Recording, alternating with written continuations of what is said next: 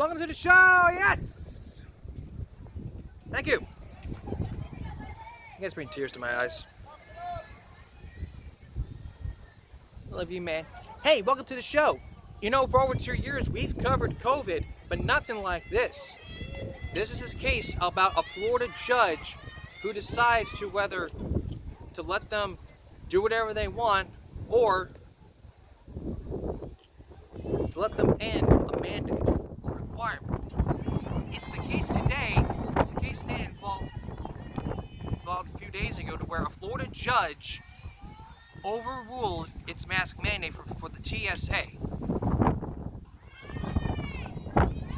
And especially today, since the CCRTA, the Corpus Christi Regional Transportation Authority, has lifted its mask mandate. Now, there were separate posts on that. One was that it would still go on with this mask mandate. Another post said that they would lift its mask mandate. So who do you believe? I believe in the lifted mask mandate. That's the truth here. Over 600 new cases, 44 new deaths in Texas, Wichita County, 18 new cases, no new deaths, 4.1% positive, 28 tests have been taken, over 700 tests have been taken, positive tests, 28,000, over 700 tests have been taken, 10,000 people hospitalized, 1,500 people in ICU, 46 million doses have been given, with 17 million fully vaccinated, 61.2% was fully vaccinated, 6.5%, 570 million, 219, 6.4% in the U.S. Schools, 1 Lynch Jr. arrest for 0. And just today, the CCRT moves the mask mandate as well as airlines and other transportation, despite the Florida judge's ruling. So who do you believe? If you take away rights, everyone's freedom to choose whatever they want, what you're basically doing is creating a catastrophe. That's basically like you creating a catastrophe that happened. So this happened to me today. I mean, I didn't even know. I saw a Facebook post earlier. I saw yesterday's post about them being still going on enforcing the mask mandate. But one bus driver told me that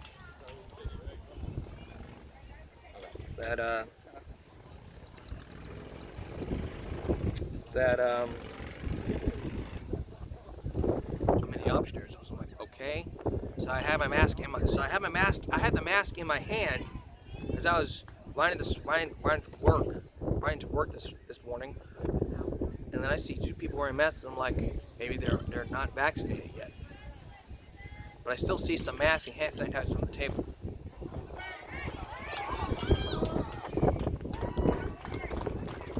What about for the employees? Are they still required to do so? Probably.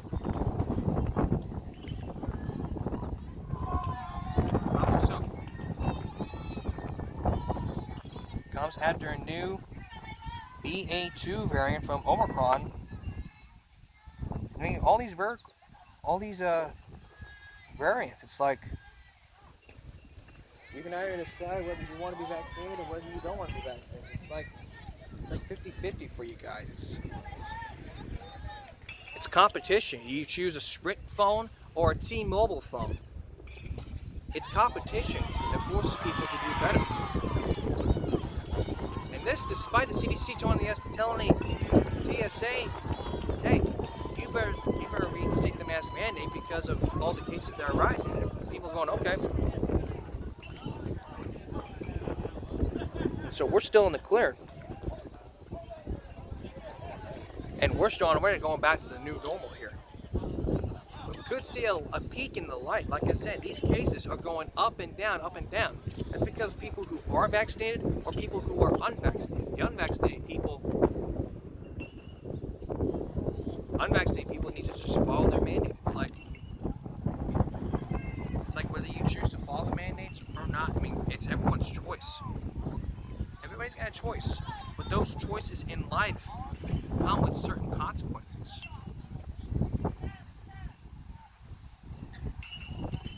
It's like this. It's like, do you choose to follow it or do you choose to go against it? It's like the old saying, if you're not with us, you're against us.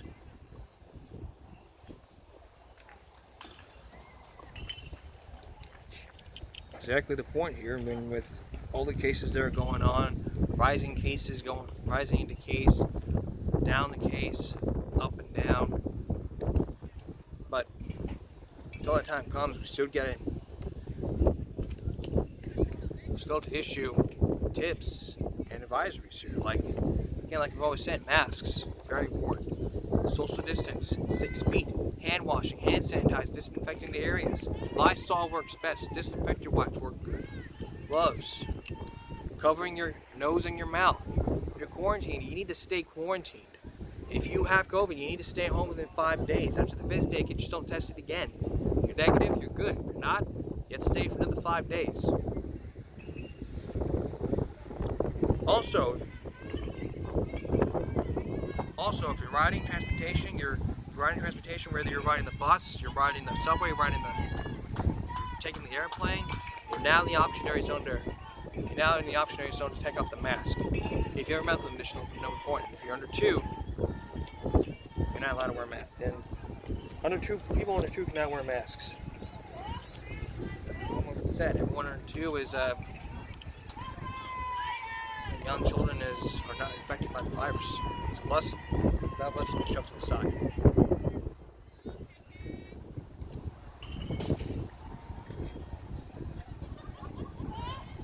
Next, there are new safety changes going on in CCSD. From what we told you about last week, what are the safety changes for CCSD in Las Vegas after a student verbally assaulted a teacher? We'll tell you about that. And then later, the parents of Ethan Crumbley. The bond is denied. Why is that? We'll tell you coming up. Okay, if you go to CCSD in Las Vegas, you may notice some new changes going on at the district. After almost 2 weeks ago, a student assaulted a teacher because of grades. The student's name is Jonathan Martinez Garcia. He is charged with over 15 counts of attempted murder, sexual assault, first-degree sexual assault, battery, burglary, and robbery. He's now sitting in jail for a $500,000 bond in juvenile court in the jail. But on Tuesday, the Clark County School District students and staff returned from spring break.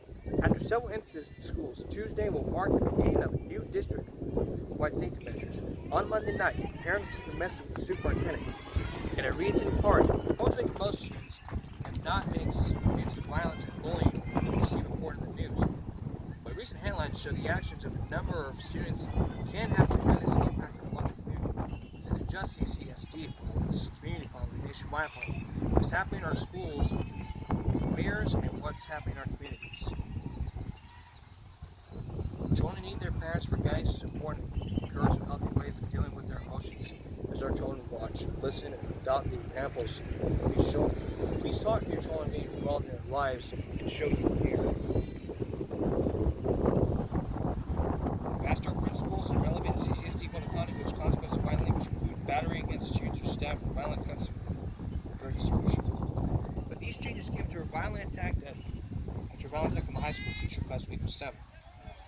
16-year-old came and then sexually assaulted and tried to kill her.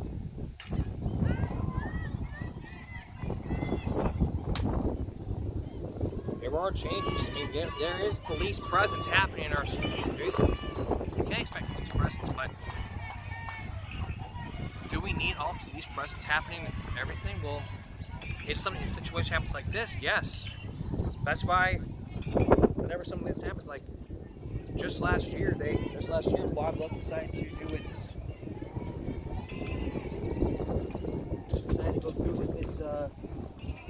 police station program, and so far so good, it went through. Dude, how is that now? So far so good, it probably went through. We're now seeing police presence.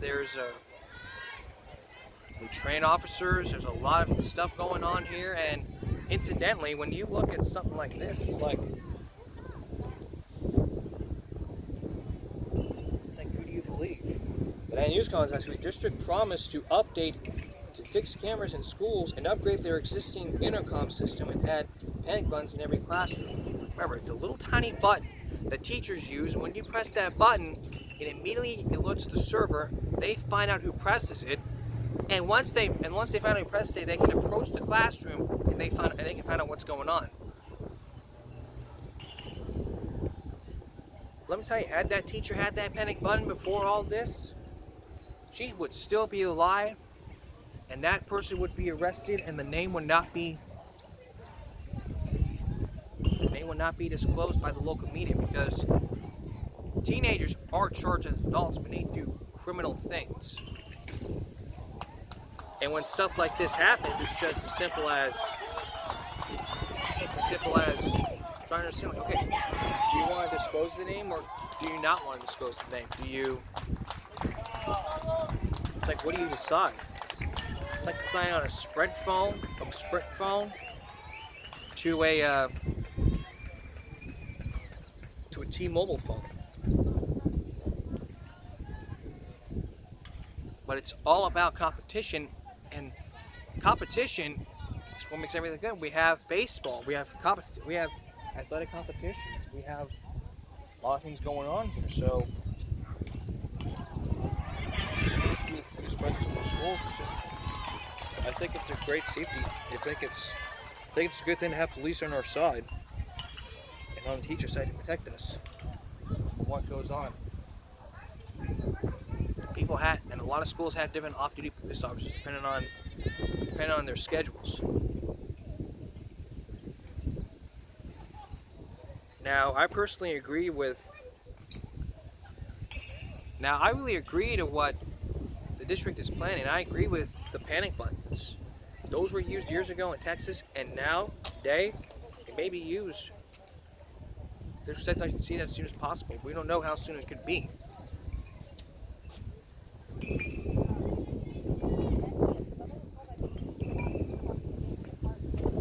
So, yeah. So once again, to recap, the district has a plan. Teachers are satisfied with the plan. Jonathan Martinez Garcia is now charged with 15 counts of assault, battery, burglary, and robbery. He now sits in jail for a $500,000 bond, similar to Ethan Crumbley and his parents. Yeah, we'll get to that in just a minute. But all I have to say is, great work.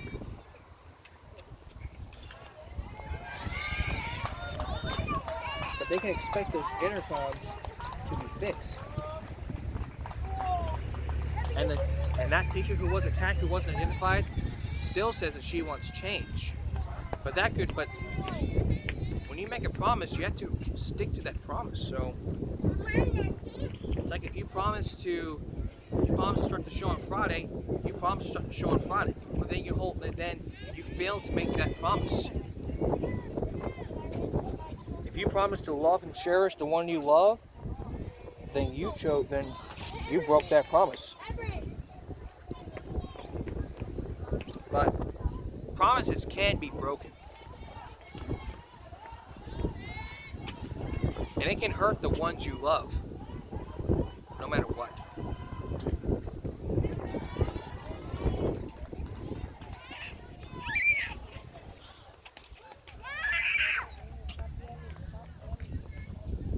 Okay, James and Jennifer Crumbley are back in court again. This time, the judge denied their bonds to be lowered from $500,000 to $100,000. Well, guess what? When we come back, we'll tell you more from James and Jennifer Crumbley and give you dramatic details of what happened in today's court. Don't go away. Now for an update on the story we first told you about last week. Last week, we told you a story about a student who made a racist threat towards African American students, where a disturbing video showed that he threatened to shoot, he threatened to exterminate African Americans, which I took to find that racist. Now today, a lot of students are protesting after the superintendent of that school said there was no action. Now students want changes. We'll bring you up to speed here tomorrow. Give Me Break continues in just a moment. Our next story is about lowering the bonds for one reason, because you claim that you're a good parent. And you deny that you're a bad parent. It's also about accusing one another of lots of accusations. We're talking about the Crumbley case. If you've seen the show or saw the news, you may have heard me talk about this one case that really baffled me. You may have heard of this guy named Ethan Crumbley. If you don't, let me give you a rundown here. It was November 30th, over several months ago, when Ethan Crumbley pulled the trigger at Oxford High, injuring some people and killing a lot of people. He's charged with 14 counts of murder. If convicted, he could spend a lot of years in prison. His parents, James and Jennifer Crumbley, are charged with involuntary manslaughter. They try to plead their case. What they try to do was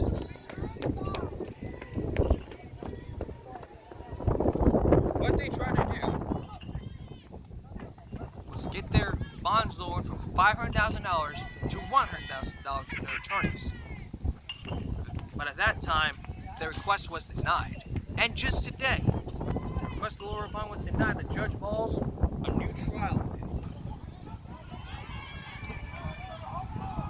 They requested their bond reduction in hopes of having a chance to release people from jail, $100,000 cash, surely bond, remaining $500,000 per defendant. That's $1 million total. Defendants indicated they were devastated when they heard about the alleged actions of their son. They felt unsafe in their home, felt hounded in the press, felt necessary to leave Matthews behind. He said, referring to the Crumbleys feeling after a warrant was issued for their arrest. However, based off the actions taken by the Crumbleys the day they were charged, Matthews said he believed they were fleeing the jurisdiction.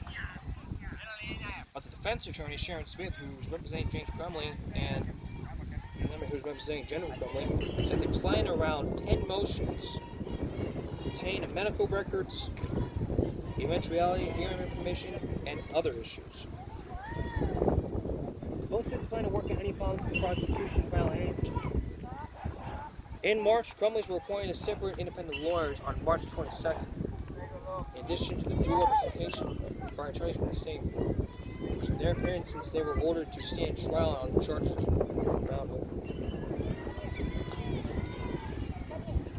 But Judge Sheldon Matthews made the move to appoint more legal counsel over concerns that were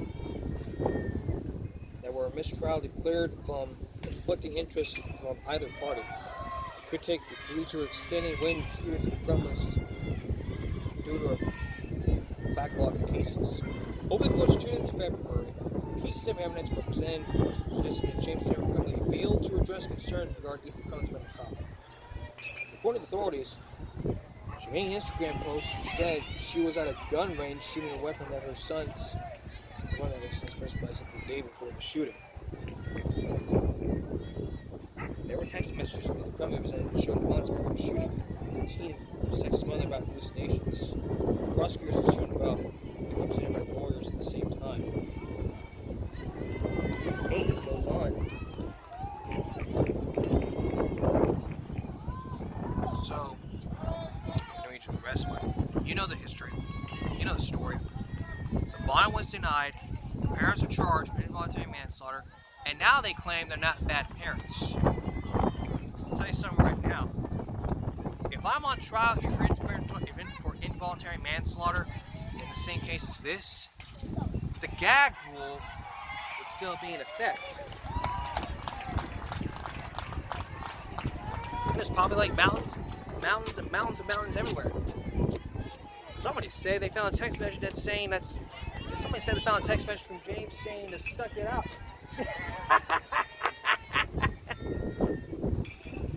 That's evidence popping up everywhere. If I'm on trial for involuntary manslaughter, the gag rule will still be in effect. I'm gonna come over there with hands behind my back and toilet tissue up my mouth.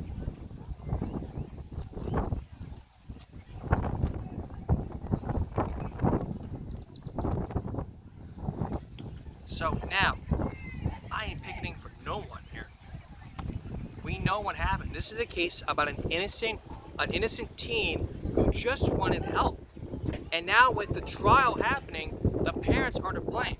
If Ethan testifies against his parents saying that they failed to ignore him, They could testify back to him. All three can testify at the same time, saying, "Oh, they're not bad parents at the same time." And we saw the last trial. They were sitting up there, mouthing up, saying, in a contempt of court.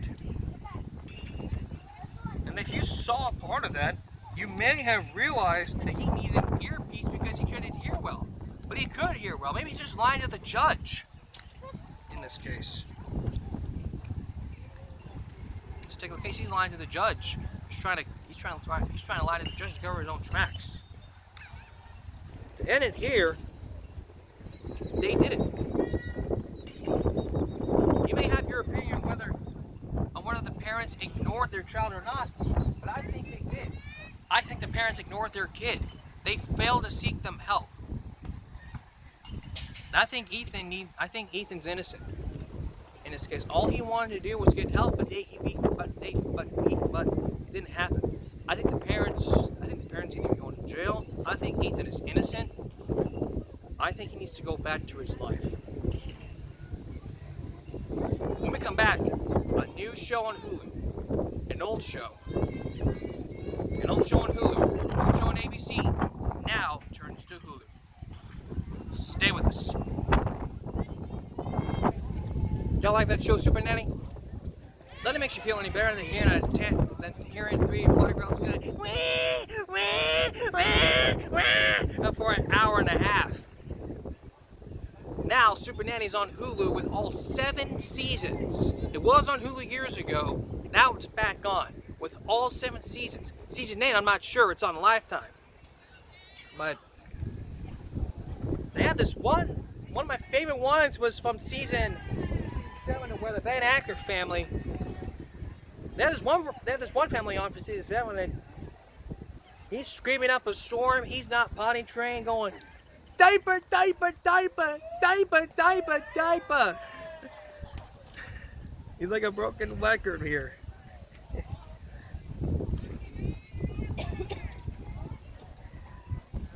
Then in the end, he's probably potty trained. Or probably got anything to eat. He couldn't eat. He ate some sugar. It was the Van Acker family, Dylan and Emma, 2 children. And that was one of my favorite episodes. Another one of my favorite episodes was from the UK version. Now in this one, it's like one of my favorite ones ever was from the Howard family, to where this guy named Reese, this kid named Reese, cussed up a storm. He cussed at his family. He cussed at his own mother. Like, "Nah, Blanca, hey, Blanca, shut up, Blanca, y'all rude."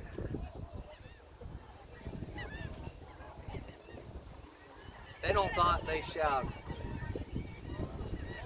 Nothing makes you feel any better than listening to Joe Frost's advice on how to handle kids, how to handle children.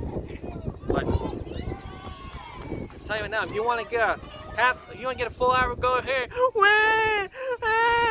I want my chocolate milk. You want to hear an hour of that? You can watch Super Nanny on Hulu. $5 subscription. Unless you want to have an ear infection full of tantrums. Yeah. It's also one of my favorite episodes was from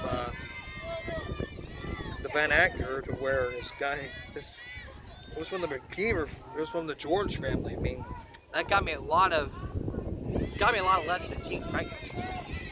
They had 5 daughters and 1 granddaughter. Brooke, Samantha, Haley is 6, and I can't remember the other one. I mean, there's just one girl named Samantha who was pregnant at 16, and the other mother was pregnant at the same time with Samantha. I mean, they feel like we have failed. I mean, what happened to use personal protection? What happened to use protection? I mean, it got me a lot of lessons in teen pregnancy. Then there's Super Manny. Nanny, but it's Mike Ruggles. One of my favorite episodes was from, actually there was probably two. I can't remember the other one, but I can't remember one. It was the Griswold family. Where this kid, where a teenager just started drinking until she got trashed. There was a keg in the shed, and that got me to thinking that she doesn't understand anything about teen drinking. Not only is teen drinking illegal, it can cause death a lot of times. So in some instances, parents are not teaching their kids anything about alcohol abuse. They're not teaching kids about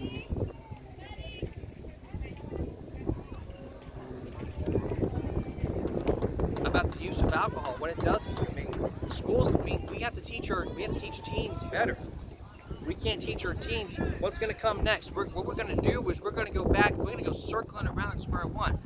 Another one from one of my favorites from season 7 was from the Fernandez family, Gerald and Marla, Shorty, Desiree, and Elises. No, Shorty, Desiree, Eliza, I think it was his name. I don't know, but full of threats. Like I think I can remember this stuff. Let me when I break your teeth, this is gonna be funny. I'm gonna cry, chop you in the lip, grab against side, who's gonna get you. There's a man over there who takes little boys. You know, listen to the parents takes them in the kitchen, jumps up and cooks. And then there's probably another one that got me laughing. You know what can be too smart for my fist in your mouth. That was kind of funny to me.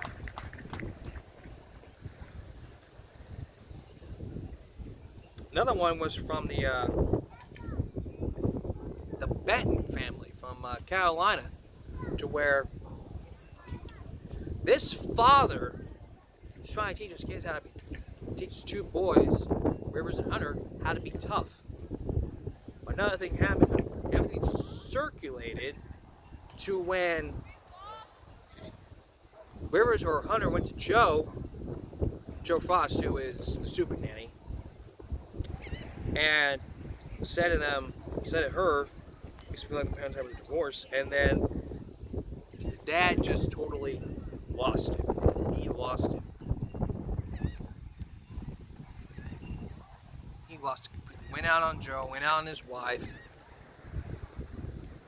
saying, don't throw me on the bus, you take us out of context, this and that, started talking over until finally someone had the nerve to step up to the plate and say, look, we're talking over each other, we need to step up.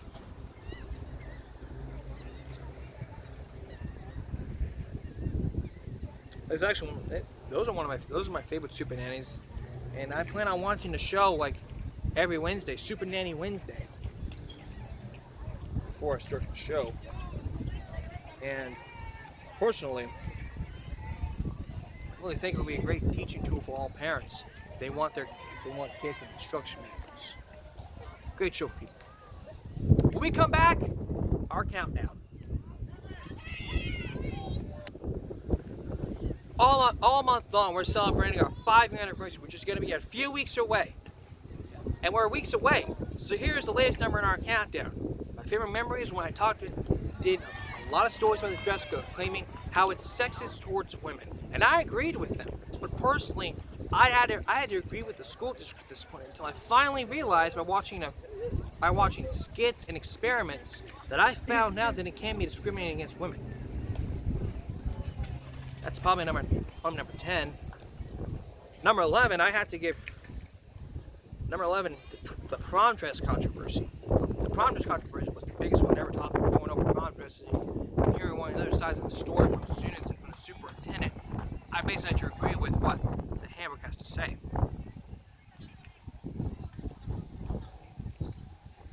Another memory I had was when I talked about the upstairs varsity gym that cost over $800,000.